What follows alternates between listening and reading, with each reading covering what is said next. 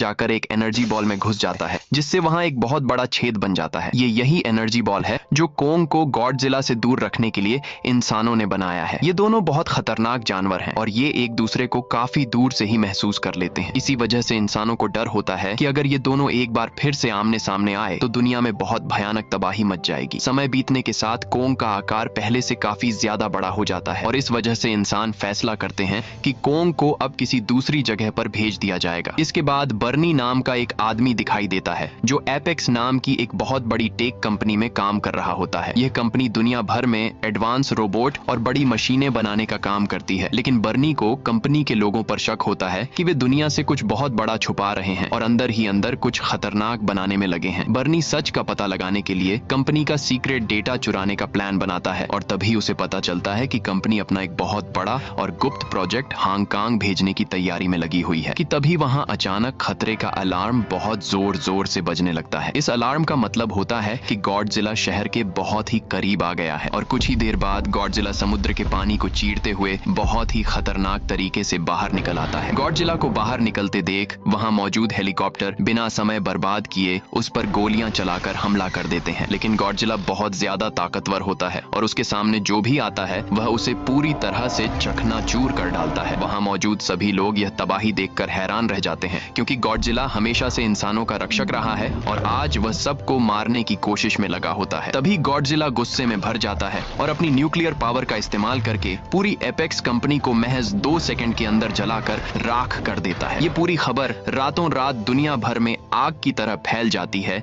कि गॉडजिला वापस लौट आया है और इस बार वह रक्षक नहीं बल्कि दुश्मन बनकर सब कुछ बर्बाद कर रहा है।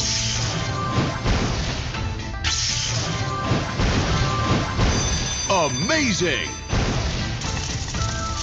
कर सब कुछ बर्बाद कर रहा है। दूसरी तरफ एपेक्स कंपनी का मालिक वॉल्टर न्यूज चैनल पर आता है और कहता है कि गॉडजिला अब पूरी तरह बेकाबू हो गया है, पर वह जल्द ही एक ऐसी मशीन बनाएगा जो गॉडजिला को रोक सकेगी। ये न्यूज मेडिसन नाम की एक लड़की भी देख रही है और उसे पूरा यकीन होता है कि गॉडजिला बिना किसी वजह के इस तरह हमला नहीं कर सकता, क्योंकि मेडिसन गॉडजिला को पहले से बहुत अच्छे से जानती है। उसे लगता है कि इस हमले के पीछे जरूर एपेक्स कंपनी का ही हाथ है और वह अपनी बात साबित करने के लिए सीधे अपने पिता मार्क के पास जाती है। मेडिसन अपने पिता को विश्वास दिलाती है कि गॉडजिला को किसी ने जरूर उकसाया है, पर उसके पिता उसकी इस बात को जरा भी नहीं मानते। उसके पिता उसे समझाते हैं कि यह जानवर भी इंसानों जैसे होते हैं और इनका दिमाग कभी भी खराब हो सकता है। अब गॉडजिला बदल गया है, इसलिए इंसानों को मार रहा है और गॉडजिला अब हीरो नहीं बल्कि एक विलन बन गया है। यह सब सुनकर मेडिसन का दिल टूट जाता है और उदास होकर वहां से निकल जाती है। तभी मेडिसन हैकर बर्नी की ऑनलाइन ऑडियो रिकॉर्डिंग सुनने लगती है। उस ऑडियो के अंदर एपेक्स कंपनी और गॉडजिला को लेकर कई अजीब और चौंकाने वाले राज सामने आते हैं। ये राज सुनकर मेडिसन उसी वक्त मन ही मन पक्का फैसला कर लेती है कि मैं बर्नी को ढूंढ कर रहूंगी ताकि यह पता चल सके कि गॉडजिला ने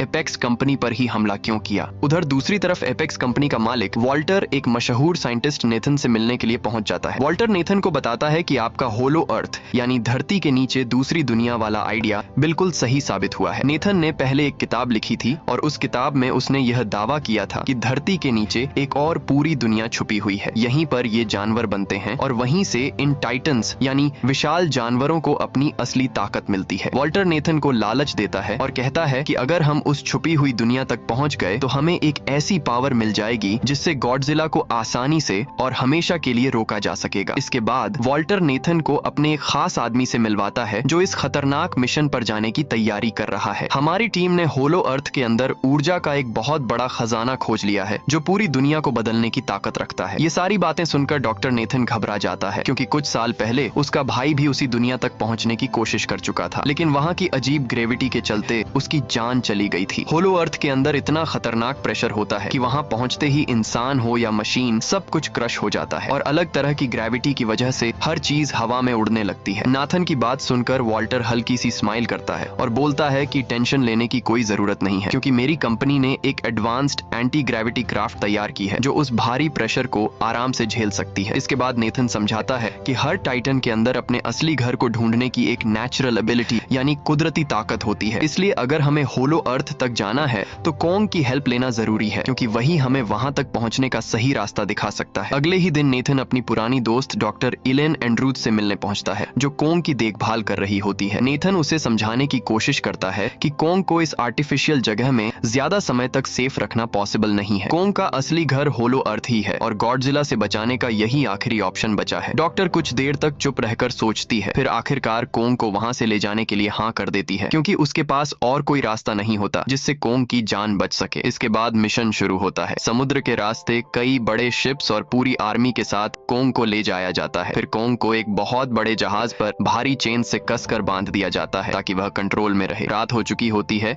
तभी जिया इशारों में डॉक्टर इलेन को समझाती है कि कोंग काफी ज्यादा गुस्से में है, उसे इस तरह बंधा रहना बिल्कुल पसंद नहीं आ रहा। उधर आर्मी का लीडर इलेन को भरोसा दिलाता है कि सब कुछ अंडर कंट्रोल है और हम गॉडजिला की नजरों से बचकर सेफली निकल जाएंगे। लेकिन इलेन को सच्चाई पता होती है, गॉडजिला और कोंग की दुश्मनी बहुत पुरानी है। दोनों खुद को इस दुनिया का असली किंग मानते हैं। अगर किसी भी हालत में ये आमने सामने आ गए तो समंदर के बीच ऐसी भयंकर तबाही होगी जिसे रोक पाना किसी के बस की बात नहीं होगी। उधर मैडिसन हैकर बर्नी हेज के पास जाती है और बर्नी उसे कहता है कि मुझे पहले से शक था कि एपेक्स साइबरनेटिक्स चुपके से कुछ ऐसा बना रही है जो सीधे गॉडजिला को चैलेंज कर सकता है, और शायद गॉडजिला को भी इसकी भनक लग चुकी है। बर्नी समझाता है कि इसी